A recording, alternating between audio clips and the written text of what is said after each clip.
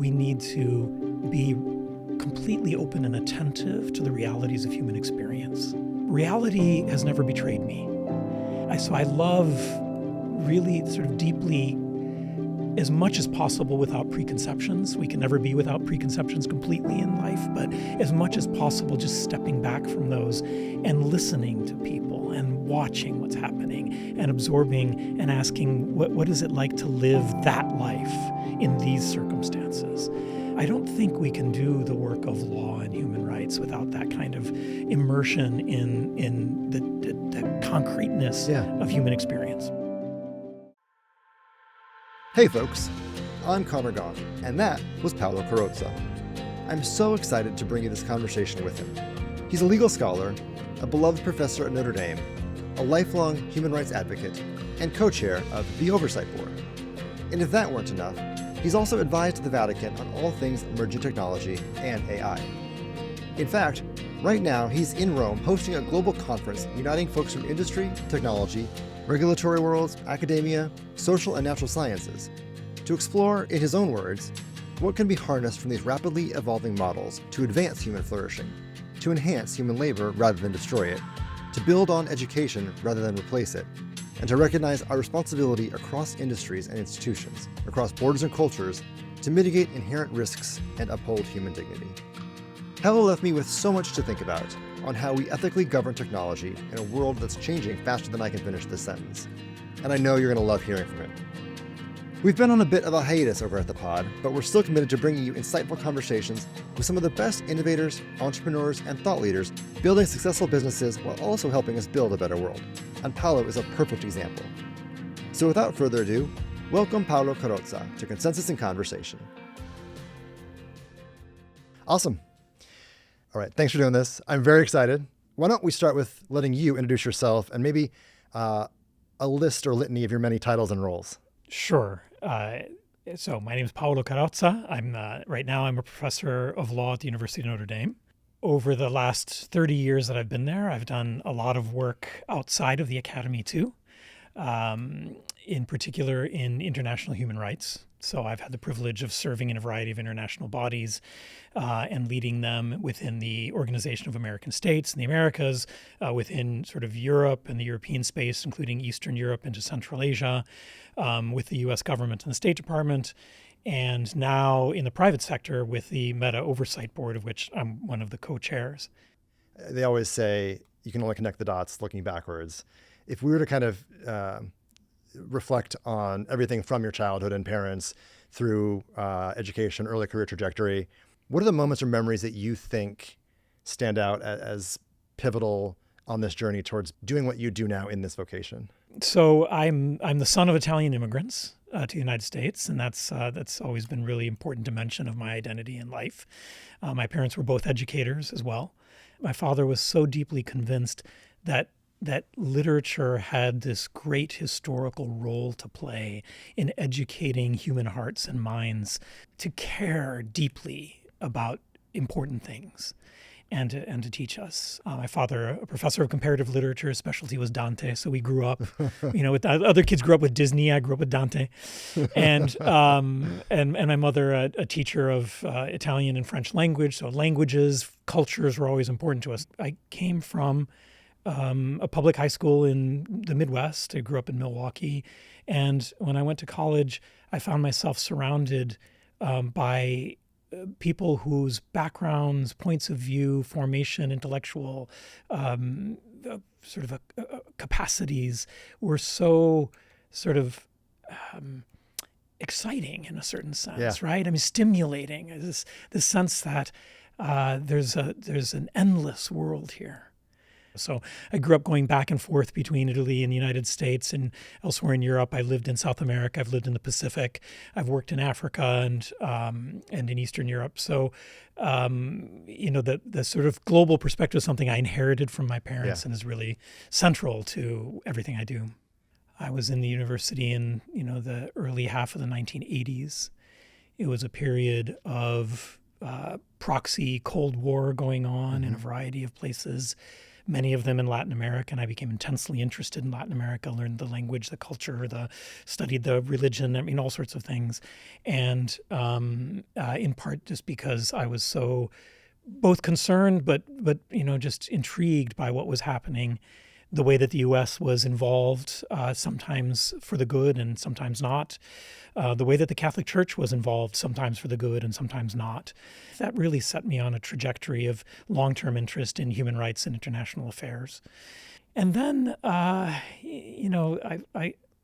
throughout the years of my academic life, the possibilities that I've had to work in international institutions have always come as a surprise. In other words, I just thought I was destined to be a researcher and a teacher. Yeah.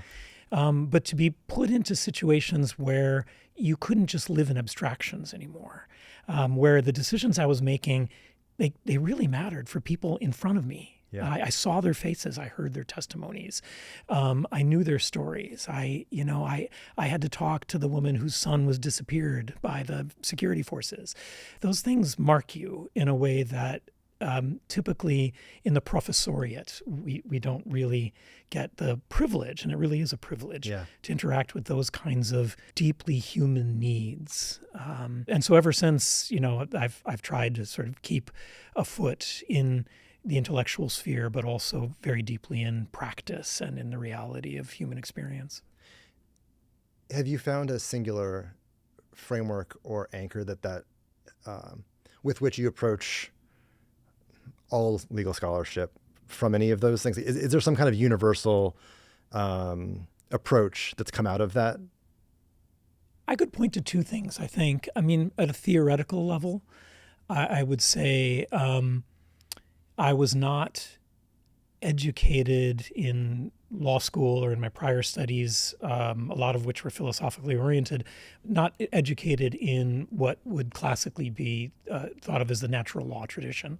As I came to discover that, in particular during the early years of my time at Notre Dame, it really struck me how powerfully it's capable of giving insights in a universal way to the diversity of human experience around the world, the pointing to certain universal values that transcend cultures and time, and the way that it's really rooted in a deep, rational reflection on the human person, but also on human communities and how they vary from one another.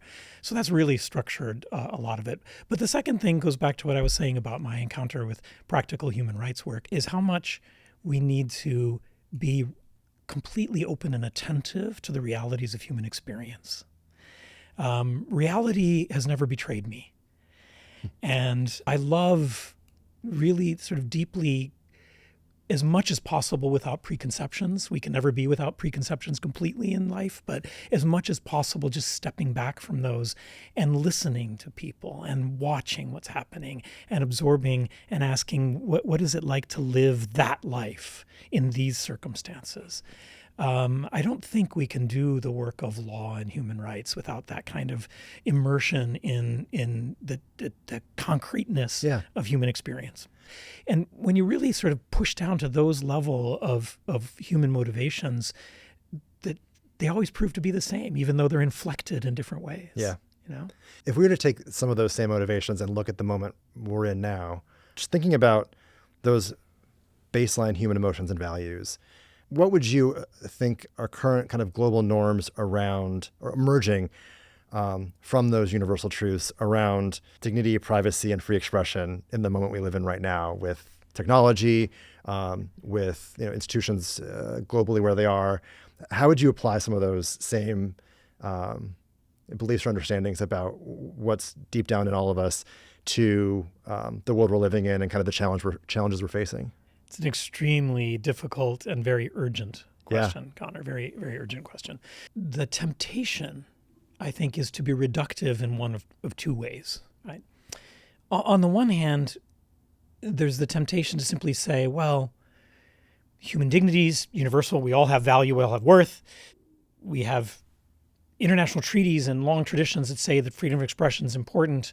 We all care about privacy. And therefore, we have to arrive at, impose maybe, very consistent, uniform standards everywhere. Yeah.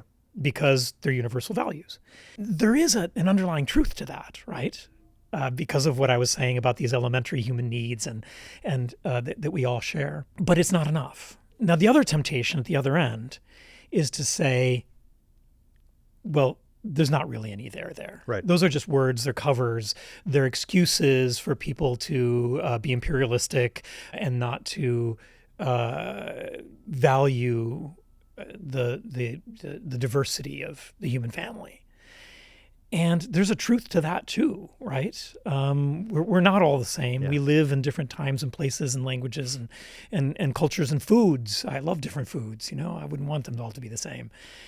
But the truth is you got to put those two things together. That's what makes it so hard and so urgent, right?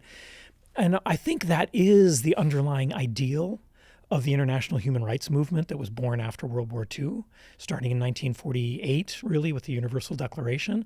It's this ideal that there are universal values. We can all have a certain kind of tendency toward them, and we all should sort of look at them, but they need to be instantiated in different ways in every place and every time, right. And we need to take seriously those differences.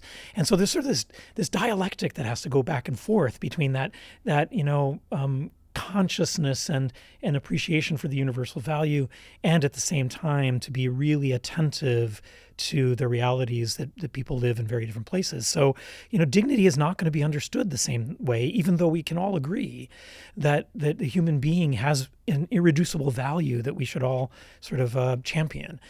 Freedom of expression, even more, it's going to be very different. Notions of privacy, even across the Atlantic, are profoundly different between the U.S. and Europe, let alone when you get to other parts of the global South. The challenge is not ignoring either end of that spectrum. Yeah. And this kind of is a perfect segue to the next chapter of our conversation. There are certain movements that are so global in nature that it's hard to imagine how to square that circle. One of which is technology. Yeah. Technology has no borders. It's moving faster than any individual society, let alone global social norms can move. Moving faster than regulation and policy in any one country, let alone a global policy or regulatory framework could move. So what does moral responsibility look like for business and technology leaders in that kind of complex environment? The environment is so big and moves so fast that it's very easy for people to get lost in it. Right? Social responsibility for any company, but especially for companies that are dealing at that scale, that speed, that sort of distance from human individuals, the danger is to think of the good only in aggregates, right? Yeah. Well, this is going to do more good than harm. It's net progress on a global scale. When you start thinking in that way, real people become the victims. Right, because they're ignored. Yeah. There's always the ones who are less powerful or less convenient or more vulnerable, and then they're overlooked in the name of progress. Right? And so social responsibility for those companies seems to me to require, in a certain sense, stepping back from the scale, from the speed. That's not to say don't innovate, don't progress, don't keep moving the technology forward. But there needs to be a capacity to reflect on how it's actually impacting real people in real time now. Individuals and communities in far distant areas that the decisions that are made in Silicon Valley or in Washington, D.C. are now having an impact on, and we need to take that into account. Are there frameworks whereby we're not just reliant on government regulation, we're not just reliant on self-regulation, but there are other potential powers or forces that can act as guardrails? Are there third ways to incentivize moral responsibility? I deeply believe in the preeminence of culture. So I'm very much an institutionalist. I deeply believe in the need for strong institutions and defend institutions, the institutions of the rule of law in particular. But no institution is going to substitute for the basic cultural conditions that generate them and sustain them, Yeah. right? So we need to foster at the level of basic civic discourse, at the level of education in families, the capacity to take account of these values. And they can't just be imposed by regulation. So I wouldn't be someone who for 30 years produces new lawyers every year if I didn't believe wholeheartedly in the need for law and the good of law. But I'm going to be the first one to say law can't be the first solution, Right. right? It's got to follow, and law's not going to work at all. We have too many examples historically where it hasn't worked, where there's a culture underneath it that is unwilling to abide by it or sustain it or to keep it healthy.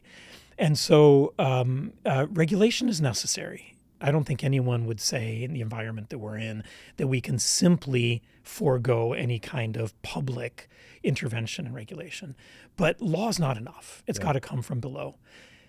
Now, the sort of third way that you're referring to me, means also that coming from below isn't just a question of coming from the companies and industries themselves. Right. Right. There need to be mediating institutions, the institutions that are between the individual and power, whether that's the power of the state or the power of a major tech company. Yep. Ones that are meaningfully independent of both of those other powers, but have important roles to play. I mean, that's why I accepted to take the job at the Oversight Board. Yep. When I was offered it. That's why I was excited about it. I didn't have a background in tech at all up to that point. It was only in human rights and international law. But I immediately saw the promise that it held out as a model for thinking creatively about how we can generate new kinds of institutions that are connected to the powers that are being exercised in enough to be meaningful and realistic, and yet independent of them enough to be voices of important values and responsibility in those environments. Yeah, I love the idea of cultural growth and organically built guardrails. So I want to come back to that. But this is actually a great, I think, chance to learn a little bit more about your work on the Oversight Board and just the Oversight Board in general. For folks that don't know anything about it, maybe just let's start with a quick description of what it is. And, for folks that maybe have a little bit of an inkling, what do you think folks that think they know about it get wrong, or what's the kind of misconceptions around it? The Oversight Board was established by Meta 5 years ago as an independent body charged with making difficult and significant decisions about content moderation on Meta's platforms. So we receive appeals from people whose content has been removed or who object to content that's found on the platforms that they think it should be removed.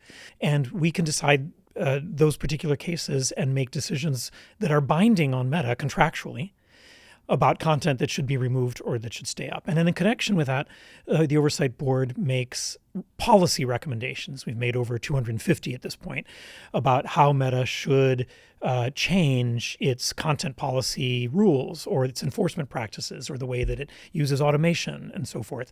And in many of those have been accepted and implemented by Meta, and even the ones they haven't, they respond publicly. So it's a pretty powerful force for helping to direct and shape in certain ways Meta's content policies and practices. It's a very diverse and global board. There are 21 members. There are 6 from the United States, the rest from all different parts of the world. Very diverse in every other respect, too. Professional background, ideological background, religious beliefs, language, and experience. It's a real privilege to be a part of a body like that. I think that the two principal misconceptions about the Oversight Board fall on two poles of a spectrum. One, dominant especially in the early years of the board, but to some extent still present today, is to think that we're just part of Meta. Right. Right. The independence of the board is key. It was set up to be independent, and the independence was guaranteed in large part by Meta putting a very, very large amount of money in an irrevocable independent trust with independent trustees that they can't control. Right. So they can't, if they object to our decisions, simply say, well, the spigot is off, so to speak, or we're going to remove you from the board. They can't remove any of us. right, once we're appointed. And the board appoints its own future members, right? So Meta doesn't even control that. And that's critical for it being a meaningful source of accountability. The other end of the spectrum, though, I think are those who think that as an oversight board, we do and we ought to have oversight over every single aspect of Meta's business, right? That we're general oversight into every form of activity that Meta's engaged in. And that's, I wish, our mandate were wider, and we're always pushing to widen it. But the reality is that relative to the massive size and scope of what Meta does, we have a relatively small slice of it that we oversee, right, and that we try to ensure some sort of accountability for.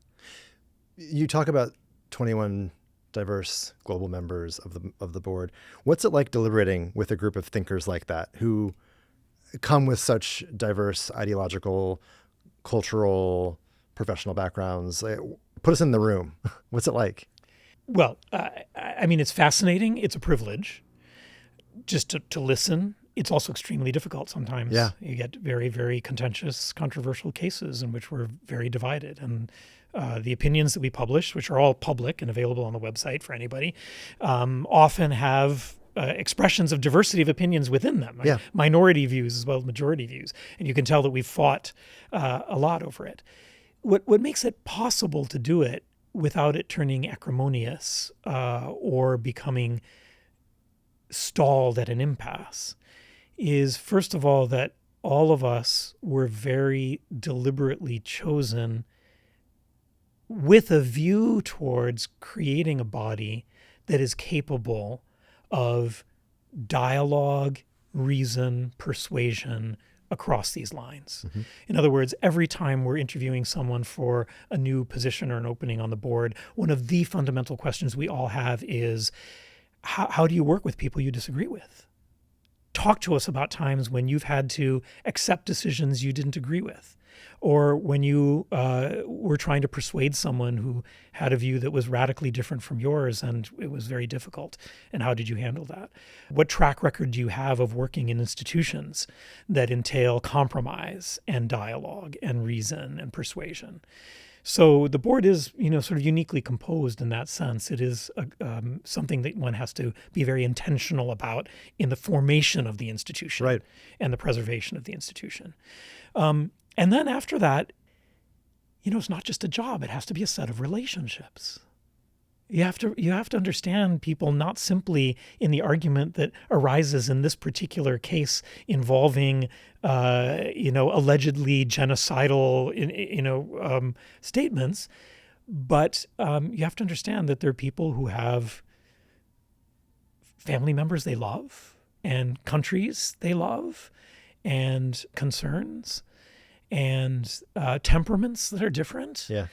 And I'm going to say this cautiously, because I don't want it to be interpreted in the wrong way, but you have to love them, right?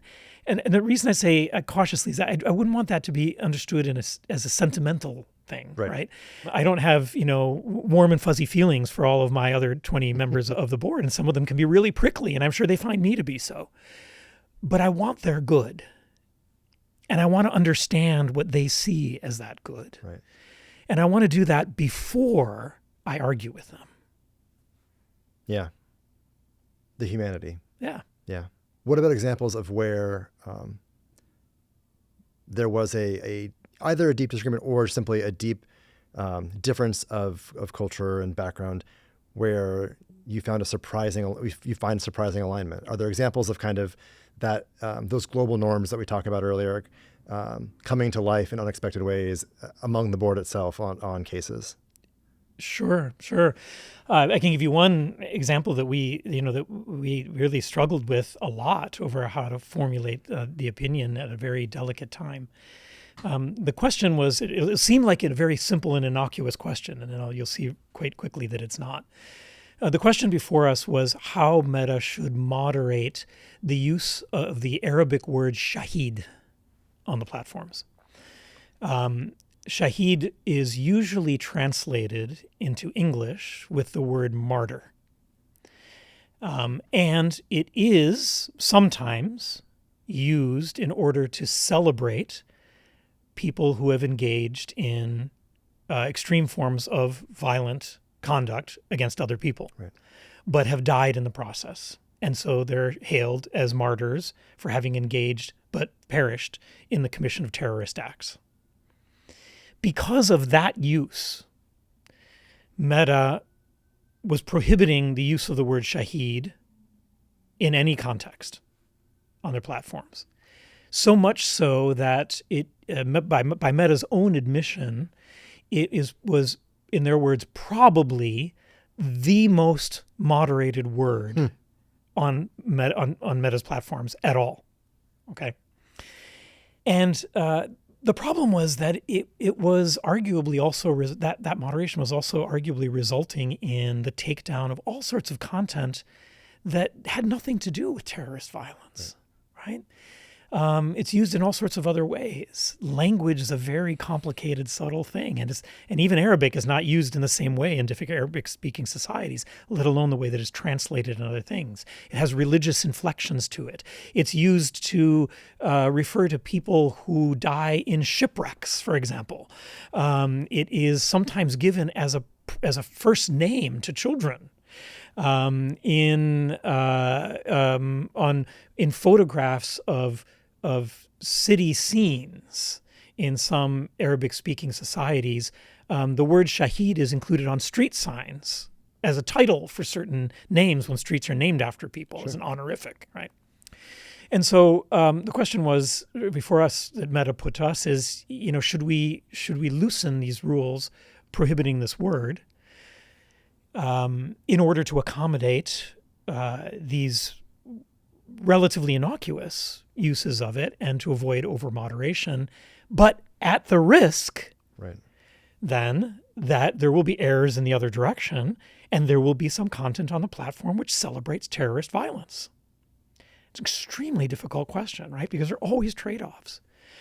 But it's even more difficult in the context of the discussions that we would have when, my colleagues come from Arabic-speaking and Muslim societies, but also, include someone who was a longtime member of the Israeli government and the Ministry of Justice there, and in many other parts of the world where that geographic content is different from us, but we have very strong views about terrorism or simply about freedom of expression and a much more libertarian approach to it. We arrived in the end at, I think, a nuanced position that did recommend opening it up, but also was quite sort of firm about the Meta's affirmative responsibility not to legitimate or glorify terrorist violence. You asked how it was surprising, and what was surprising was not simply the outcome. Okay, the outcome could have been reached in the form of a compromise. Okay, we're going to horse trade. I don't like it, you don't like it, but this is the best we can do. So that's not surprising. We reach compromises all the time. The surprising part was that we all learned something from one another. And we all grew in the process of that dialogue. We came in with strong views and said, but maybe I have to rethink this. Or maybe I didn't take that enough into account. Maybe I came in with a certain sort of bias that I wasn't quite aware of going into it because I don't really understand the cultural context. We may have ended up in the same substantive position at the end that we started out with. I'm sure many of us changed as well. But in the way that we got there, there was a process of education of one another. That's what was surprising. Again, I don't know if this is the perfect word, but it does feel like an innovative approach. The Oversight Board in general. This is an innovation, a cultural innovation, to borrow the framework that we have kind of started with, to working alongside or beyond the regulatory regimes that may exist in places, the rules of the corporate board who directors imposing on the company. I'm knee deep thinking about AI, like I know a lot of folks who live and work in media and technology are. And I just finished Mustafa Suleyman's book, The Coming Wave, which was a really interesting critique of the opportunities, but also the risks of the emerging technology and AI. And I finished the book and I was left with this feeling like there was a gap, there was a lack in his framework for potential success, which was, I think he pretty clearly believes that government regulation is not sufficient, but needs to be part of it. That technology itself and technologists have a role to play, that companies have a role to play. But it does feel like there's this other need to be met from institutions that are cultural, be they philanthropically aligned with certain players or parties, be they extra governmental or beyond the scope of a country. And I'm curious how you are beginning to think about this with AI and emerging technologies, using what you've learned and seen from the Oversight Board. Where are the opportunities or even necessities for us to begin inventing and innovating new cultural frameworks, new cultural institutions, new ways of figuring out how to handle these complex questions that are coming our way very, very quickly? You said earlier in our conversation, Conor, you referred to the problem that new technologies are necessarily global, right? They spill over borders, and to say they spill over borders is an understatement, right? They're a tsunami over our borders and over the boundaries that have typically divided people in the past. And for exactly that reason, the mechanisms that have been developed for the last 500 years of regulating problems, which are fundamentally organized around states and legal systems and constitutional systems, are just not sufficient, right? They're not fit for purpose anymore. In the same way that if, to the extent that we have to address certain problems of climate change that transcend borders, or problems of the coordination of outer space. I mean, the problem is we don't have the institutions of doing that. Yeah. The institutions of international law are woefully insufficient for it.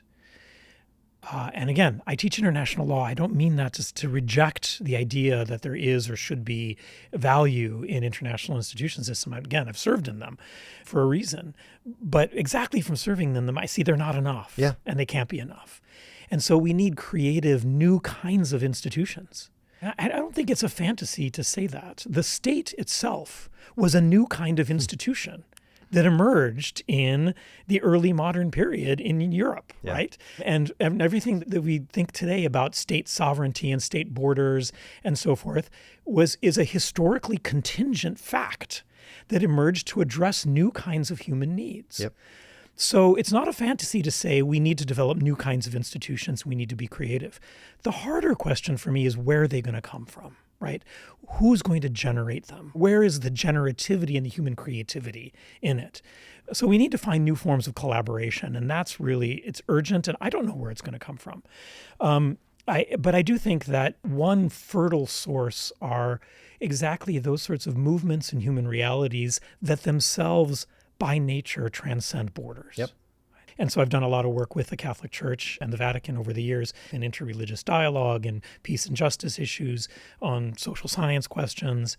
In fact, we're on the cusp of having a major conference in Rome at the Vatican, is thinking about how universal religious precepts and communities can help generate the kinds of ideals and social relations that might give birth to new creative kinds of institutions of responsibility and solidarity to us. So we're hosting this major conference on AI in October there that's going to unite people from industry, from the technology world, from the regulatory world in different parts of the world, academics from different disciplines across the social sciences and natural sciences, and exactly with the open question of what is the good in these technologies that can be harnessed for human flourishing? Yeah. How can it help to advance social justice, to help enhance human labor rather than destroy it, to build on human education rather than replace it? And simultaneously with that, what kinds of institutions in the broadest sense of governance and responsibility, from the industry level to these new kinds of intermediary institutions to state and international ones, are necessary in order to help direct the technology towards those goods and away from what we realistically have to recognize are the risks inherent in them too. I want to get back to this, but something caught my attention early on, which is this notion of the nation state as we know it isn't the end all be all. It's not historically, anchored in perpetuity. It's a relatively, in historical frameworks, relatively new body. One of the things that I'm struck by right now is the fact that there are a handful of, not even a handful, meaningful number of corporate entities whose size and scale and power dwarfs that of nation states. They've got more capital than the GDP of many countries, or they've got, more human capital than many countries, more intellectual property value. In many cases, they do cross borders, they cross cultures.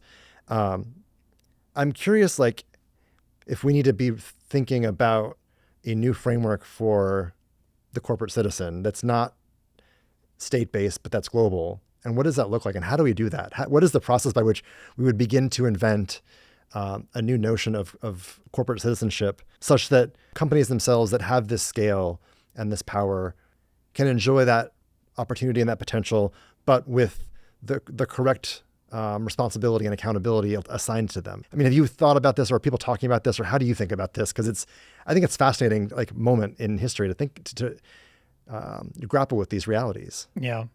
It certainly is. I think about it a lot. We think about it a lot collectively at the Oversight Board, I say.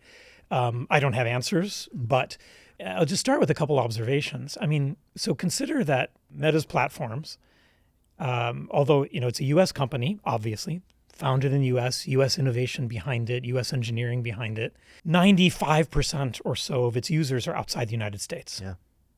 Okay. I mean, that's a pretty striking number. Most people don't realize Yeah. that, of just how global its base is and how little the base is in the United States.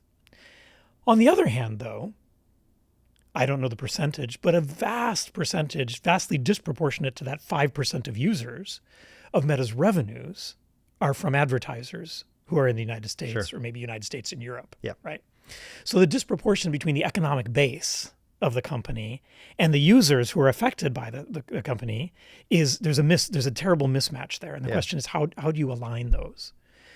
Now, in my experience at the board, it's really interesting that the advertisers who have talked to us and who are interested in the board are in fact very interested in the board. They love us because they see the board as helping to ensure that the platforms remain a space, the kind of space where they would want to advertise, right? It's important for their brand. Yeah. They understand that has global dimensions. But in order to help educate them as to what that means, there are whole processes of stakeholder input and participation that need to be put in place and deployed, right? Because even in the abstract, if they say, oh, yeah, really, 95% outside the United States, that's a pretty big number. Maybe we should take that into account. The next question is, how do you take that into account? Right. So in our decisions, we try very hard to seek stakeholder input, from the local places where the cases arise and where things are happening. But I think that's, our capacity to do it is only, in some sense, a small symbolic gesture towards what needs to be done in terms of stakeholder participation and input on a global scale that helps to transform and align the economic interests with the human consequences. Yeah. It actually raises an interesting question.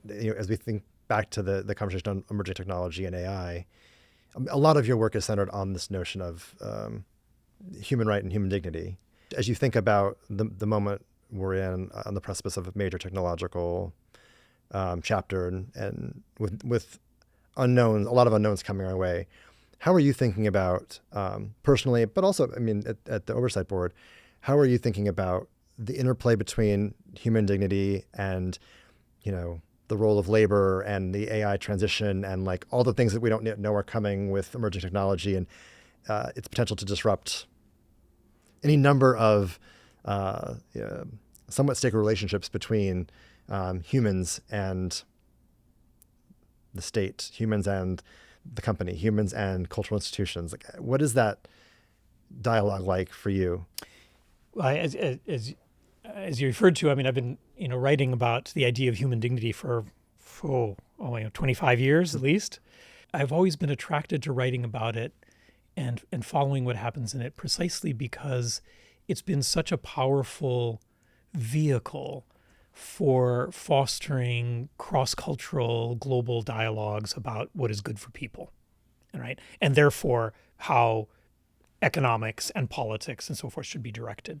For all the problems and polemics over different disagreements of how it's used, at the core, I think that's true. It remains true.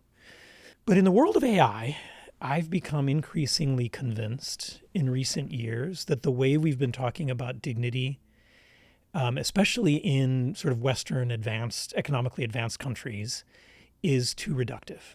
It's too limited.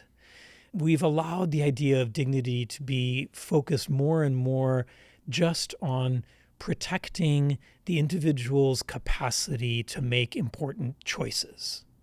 Now, don't get me wrong. I mean, the individual choice is important, Sure. Right?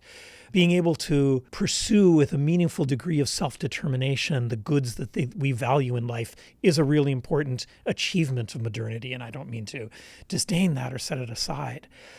But if that's all we're focused on when we ask about what's needed to protect human dignity, then we won't actually be able to perceive adequately the risks that AI poses.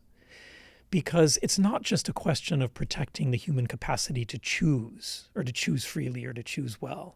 It changes our relationships. It changes the way that we relate to our, as you said, our work and what it means. And so we need to ask, like, how does work relate to human dignity, right? What does it mean to live a flourishing human life in relationship to my labor? If I were just freed from labor, would I live a more dignified life? I mean, personally, I don't think so. But in any case, that's an important question to ask. Yep. Right? When technology begins, as we're seeing with alarming frequency and consequences, to replace human relationships with artificial ones, when chatbots become romantic partners and kids start committing suicide because they're self-isolating from the world and immersing themselves in a world of unreality, then we have to start asking, how do real human relationships relate to human dignity? And how do we have to be attentive to those? Yeah. Choice is not enough. And so what I'm trying to do very hard in these days is exactly like force the reflection and dialogue about what it means. What is valuable about human beings? Dignity, at the end of the day, just means value. It comes from the Latin word for worth, value, right? Dignitas. And so the idea is there's something distinctively valuable about human beings and human life that doesn't apply to other non-human animals, doesn't apply to trees and nature, and I'm all for protecting creation and being responsible for it. But we need to ask, what is it about human beings? And if we don't ask that question, we don't know what to protect. Right. From AI. The amount of downstream effects are truly alarming. I mean, you point to a couple immediately urgent conversations we need to have around kids and self-isolation, around, partnerships. Work is the obvious one. It feels like every thinker, every philosopher, every legal scholar, every policymaker, every technologist, in my opinion, should be spending the vast majority of their waking time talking about this and trying to figure this out, because it's potentially the existential conversation of our lifetime. Yet, we spend so much time talking about other things like the market moves and implications of interest rates or tariffs or any number of other conversations that occupy the current discourse. Do you have a thought on how we enlist our best thinkers to have these conversations in real, meaningful ways and immediately? This should be the conversation we're all endeavoring to have as often as possible, because I do think it potentially has such downstream impacts on everything we do. How do we get folks to dialogue on this?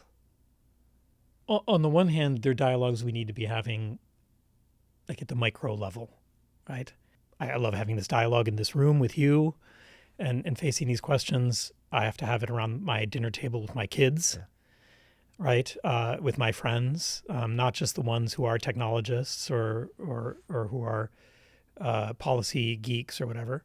They need to be with our neighbors, right? But at the same time, there are people in privileged positions, economically, politically, who have a deep personal responsibility to foster the discussion. Yeah. I don't want to put it all on them, but those who are developing the technology, who have economic control over vast portions of it, have a greater responsibility to foster a public discussion about how to use this. Now, we've seen some extraordinary examples of that, right?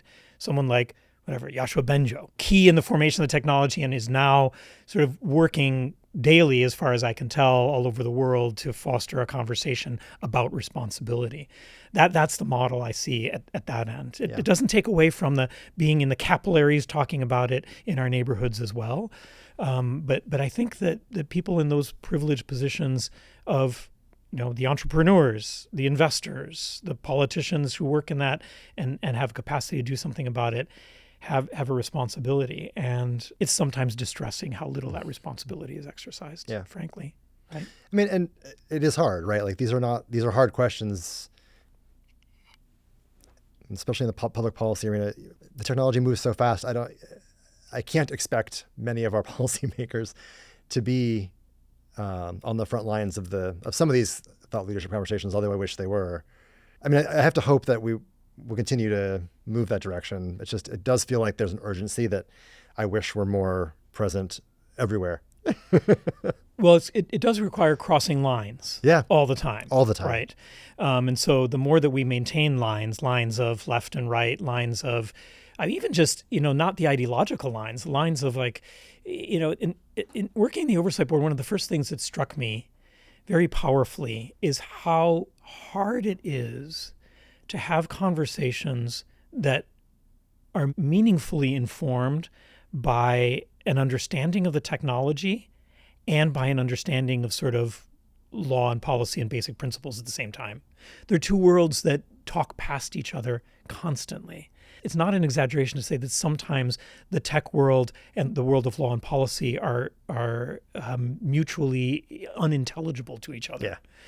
And so even just like building the spaces and persons capable of crossing those lines is a step in the right direction to do that. Because when you have technology that disrupts every dimension of human life, the way that we're seeing now, from the most intimate, the way that I think, literally my cognitive freedom and integrity is at stake, as well as the large scale things like the structure of our democracy is at stake. When everything is disrupted like that, every line that is maintained, whether it's technical or ideological or religious or whatever else, is an obstacle to actually addressing the breadth of the human problem that's in front of us. It's a brilliant way of thinking about it. It's blowing my mind right now. I spent a lot of time over the last year thinking about the imperative to rehabilitate the democratic institutions here and ways that media and communications and storytelling and narratives can help break down those lines and cultivate inclusive conversations and bring communities or people together. When you do think about it in terms of all the various ways that we are divided, not just politically to your point, but all the ways that we're divided, the different languages we speak culturally, it really is important, I think, that we reflect on our own personal opportunities to try to break down each of those every single time, because that's the only way it's going to happen. Yeah. Well, I want to kind of spend the last few minutes with some optimism and some hope, because I think that's also part of what's incumbent on us in advancing the conversation.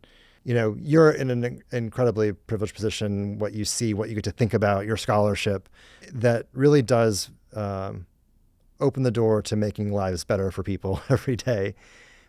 Whether it's the cases that arise from the Oversight Board, whether it's a scholarship on human rights internationally. I'm curious kind of if you would give a singular nugget of advice to business leaders who are trying to advance human dignity alongside their business objectives. What advice do you think aligns those two things? I had a very interesting exchange recently with a longtime mentor of mine who was reflecting on the state of democracy in our country and in the world, but in particular in the United States. And she has a long and sort of deep appreciation for American history, and so, it takes a long view of things. And she said, in a summary way, she said, I've become convinced that the thing that sustained American democracy so long was Protestant rectitude.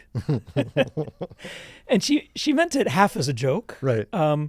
But there was a very deeply valuable point in it too, which is that all of the laws and institutions and habits and so forth that we have aren't separate from the personal virtues that we bring into the spaces that we have as well.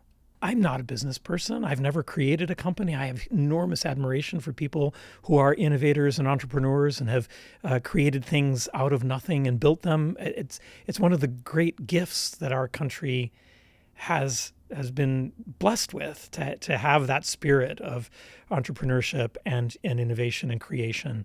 But I think what she said about politics must apply to business as well. Mm-hmm.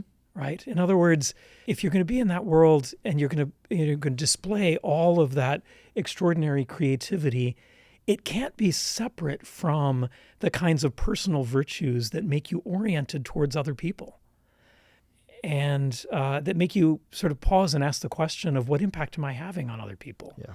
And that's not going to happen at the macro scale unless it happens at the micro scale. If you're not doing it with your own kids and your own family and your own office workers and your neighbors, you're not doing it with the people who are halfway across the world impacted by the technology that you just developed. Right. She used the old-fashioned Protestant rectitude because she's thinking of like Tocqueville, right, or whatever. But I think, in modern terms, we could translate the insight in a way that would be quite powerfully true and say we have to be concerned for the good of other people and not just self-regarding in all of our human relationships. It starts intimately. And if it's not present there, then we have no capacity to scale it into the businesses that we build, yeah, and the politics that we share. I am tested thinking back to Weber, my second year of college, and the Protestant ethic and spirit of capital and capitalism, trying to think about how Weber would interpret that. But I think it makes a lot of sense. If you could wave a magic wand and deploy a universal framework or principle when it comes to emerging technology and where we are today, what would that look like? It's almost like a Rorschach test, right? You put something in front of me and say, what's the first word that comes to mind? But the first word that is coming to mind, and that keeps persisting as you were talking, is the word collaborative. Division is our enemy here. We have to collaborate in creative ways. Internationally, we need to collaborate industry-wide. I understand competition is the essence of capitalism, and that's also often what drives innovation and all the rest of it. So I'm not saying we do away with that, but we have to create space for collaboration too, because none of us can do this by ourselves. Isolation is lethal for the human race, literally. I don't think I'm exaggerating in saying that. Yeah. If we isolate peoples from one another, if we isolate individuals from one another, then the only thing that will follow is damnation in a very tangible sense. Yeah. And so collaborate.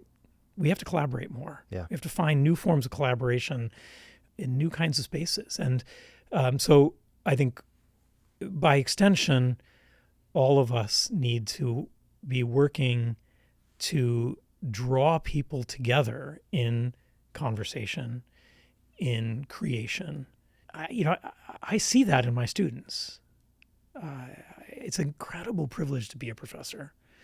And for all the work that I've done outside the academy, at the end of the day, every time I do something else that's in politics and law and institutions and the private sector, as much as I love it, I always think, yeah, but it's great to be a professor. And the best reason is because then every year I see a new crop of students who give me that hope. Yeah. Because that's what they're interested in doing. They come, they want to talk to each other. They want to create new things. They're open to new ways of thinking. And that's what we have to sort of harness and build on, because we've never faced a problem like this before. Yeah. I mean, the scale is mind-boggling of what's in front of us. Yeah. My last question, you might have just answered, which is, where do you find hope these days? Like, where do you look for hope? Well, yes, my students, that's an important part of the answer. I mean, there's a certain kind of resistance in them to the reduction of their desires for the future, right? Yeah. That is really very beautiful. This sense that I desire something greater for myself and for my world.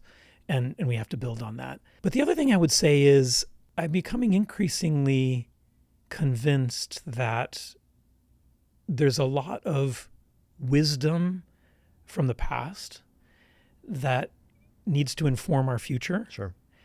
That we need to look back in order to look forward.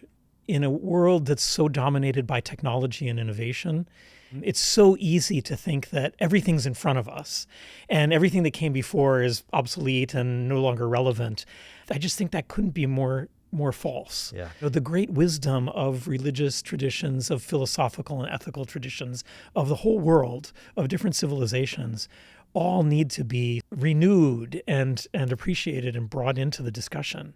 It still matters what Plato and Aristotle said about what a good human life is. It matters even more when the contours of human life are being threatened in ways that we've never experienced before. Yeah. I do find it hopeful that there's a renaissance in Stoicism. I think it's an interesting trend in modern public discourse that you got the kind of resurgence. I mean, a simple example, but it is interesting to watch. Thank you so much for taking the time today. What a powerful and intellectually stimulating conversation. I think there's no easy answers, but I think inherent in listening to you is the importance of understanding the nuance and listening for it and being open to thinking about it. And certainly I think, a really eloquent reflection of the urgency of kind of having these really important conversations and these big, thoughtful, deep conversations wherever we are in whatever way we can in our lives. So thank you so much. Thank you for having me, Conor. It's been wonderful. I've really enjoyed it, and I admire what you're doing with Consensus. So that's just one example of the many ways in which we need to work together. Yeah. Thank you. Thanks so much to Paolo for this incredible conversation on what it means to be human in an age increasingly governed by technology. I know this will inspire many more conversations, and I'd love to hear from you. You can comment on our YouTube or send me a message on LinkedIn. Let's keep the conversation going. To learn more about Paolo's work or about the work of the Oversight Board, check out the link in our show notes. If you like this episode, please make sure you're following the pod on your favorite platform and leave us a review. It makes a big difference. Consensus in Conversation is hosted and executive produced by me, Conor Gaughan. You can find me on LinkedIn at ckgaughan. This episode was recorded at Switch and Board in Washington, D.C., and produced by Kate Tucker for Consensus Media. Consensus in Conversation can be found on Apple Podcasts, Spotify, YouTube, or wherever you get your podcasts. Thanks for listening. We'll see you next time.